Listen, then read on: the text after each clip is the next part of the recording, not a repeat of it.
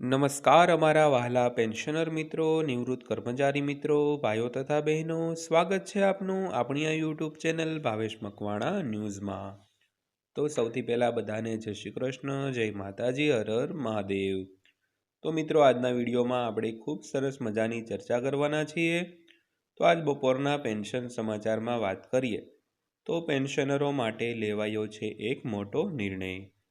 તો 2025ના અંતમાં ગુજરાત રાજ્યના પેન્શનરોના પેન્શનમાં થયો છે સીધો વધારો જાહેર। તો મિત્રો, કેટલો વધારો જાહેર થયો છે જેની આજના વિડીયોમાં આપણે વિગતવાર વાત કરવાના છીએ। તો આજનો આ વિડીયો તમે અંત સુધી જોઈ લેજો અને હજી સુધી આપણી આ ચેનલ સબસ્ક્રાઈબ ન કરી હોય તો ડેઈલી આવી જ માહિતીઓ માટે આપણી આ યુટ્યુબ ચેનલ સબસ્ક્રાઈબ કરી લેજો મિત્રો। તો શરૂ કરીએ આજનો વિડીયો। તો વાત કરીએ તો નિવૃત્ત કર્મચારીઓ દેશભરના 6.9 મિલિયન એટલે કે 69 લાખ કર્મચારીઓ માટે એક મોટા સમાચાર આવી રહ્યા છે। તો કર્મચારીઓ અને પેન્શનરો બંને 8મા પગાર પંચ હેઠળ મળતા વિવિધ લાભો પર સવાલ ઉઠાવી રહ્યા છે। તો હવે બધું પુષ્ટિ થઈ ગયું છે, એટલે કે બધું ક્લિયર થઈ ગયું છે। તો ચાલો આ વિશે વધુ વાત કરીએ મિત્રો। તો સરકારે 8મા પગાર પંચની સમીક્ષા કરવા માટે એક સમિતિની રચના કરી છે। તો આ દરમિયાન સંદર્ભની શરતો પણ જારી કરવામાં આવી છે। તો આનાથી કર્મચારીઓ તરફથી ઘણા પ્રશ્નો ઊભા થયા છે। તો વધુમાં નિવૃત્ત કર્મચારીઓને ડીએ, પેન્શન વગેરે જેવા લાભોથી વંચિત રાખવાનો મુદ્દો હવે મોટા ભાગે પુષ્ટિ પામ્યો છે। તો મિત્રો, ખાસ કરીને વાત કરી તેમ 8મા પગાર પંચ માટેની એક સમિતિની રચના કરવામાં આવી છે અને તેના સંદર્ભની શરતોને પણ જારી કરવામાં આવી છે। તો આનાથી કર્મચારીઓ તરફથી જે ઘણા બધા પ્રશ્નો ઊભા થઈ રહ્યા છે, ખાસ કરીને ડીએ તેમજ નિવૃત્ત કર્મચારીઓના પેન્શન લાભો વગેરે, તો આ જે વંચિત રાખવાનો મુદ્દો છે તે હવે મોટા ભાગે ક્લિયર થઈ ગયો છે મિત્રો। તો સૌથી પહેલાં વાત કરીએ તો નવા પગાર પંચનો અમલ ક્યારે થશે। તો નવા પગાર પંચના અમલીકરણ અંગે સરકારે જણાવ્યું છે કે પગાર પંચનો અહેવાલ રજૂ થયા પછી તેનો અમલ કરવામાં આવશે। જો કે તેના અમલીકરણમાં ઘણો સમય લાગશે, કારણ કે સરકારે અહેવાલ રજૂ કરવા માટે 18 મહિનાનો સમય આપ્યો છે।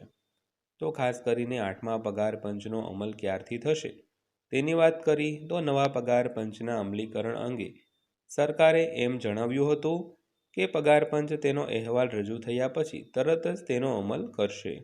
જો કે અમલીકરણમાં ઘણો સમય લાગશે અને સરકારે તે માટે 8મા પગાર પંચની સમિતિને 18 મહિનાનો સમય આપ્યો છે મિત્રો।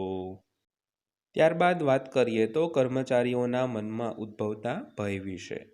તો જેમ જેમ 7મા પગાર પંચનો કાર્યકાળ પૂરો થઈ રહ્યો છે અને નવા 8મા પગાર પંચનો અમલ નજીક આવી રહ્યો છે, તેમ તેમ કર્મચારીઓ વધુને વધુ ચિંતામાં મુકાઈ રહ્યા છે।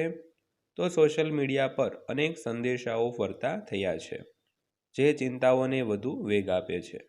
તો સંદેશાઓમાં દાવો કરવામાં આવ્યો છે કે નિવૃત્ત કર્મચારીઓને નવા પગાર પંચ હેઠળ ઘણા મુખ્ય લાભોનો ઇનકાર કરવામાં આવશે।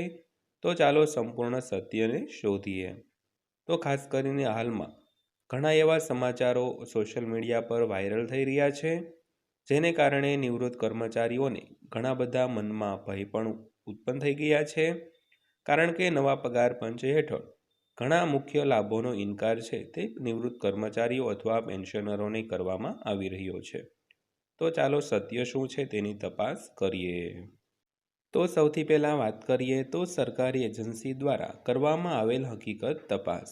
તો સોશિયલ મીડિયા પર એક સંદેશો ફરતો થઈ રહ્યો છે જેમાં ફાઇનાન્સ એક્ટ 2025નો ઉલ્લેખ કરવામાં આવ્યો છે, જેમાં દાવો કરવામાં આવ્યો છે કે સરકારે પેન્શનરો માટે નવા પગાર ધોરણોને નકારી કાઢ્યા છે, જેમાં મોંઘવારી ભથ્થા એટલે કે ડીએમાં પણ વધારો સામેલ છે।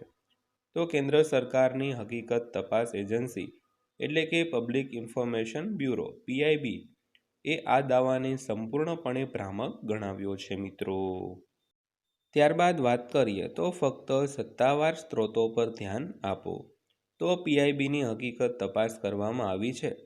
તો તો આ મુજબ કર્મચારીઓને પહેલાંની જેમ જ તેમના લાભો મળતા રહેશે, કોઈ ઘટાડો થશે નહીં. તો કર્મચારીઓને નવા પગાર પંચ અને મોંઘવારી ભથ્થા એટલે કે ડીએ રાહતનો પણ લાભ મળશે, જ્યારે જનતાને ફક્ત સત્તાવાર સ્ત્રોતમાંથી જ માહિતી મેળવવા અને તેમને પ્રાથમિકતા આપવા અપીલ પણ કરી છે મિત્રો. તો ત્યારબાદ વાત કરીએ તો આટલી મૂંઝવણ કેમ ફેલાય? તો સોશિયલ મીડિયા પર કરવામાં આવેલા દાવાને લઈને થયેલી મૂંઝવણ પાછળ એક કારણ છે. તો આ મૂંઝવણનું મુખ્ય કારણ સીસીએસ પેન્શન નિયમો 2021માં એક જોગવાઈ છે.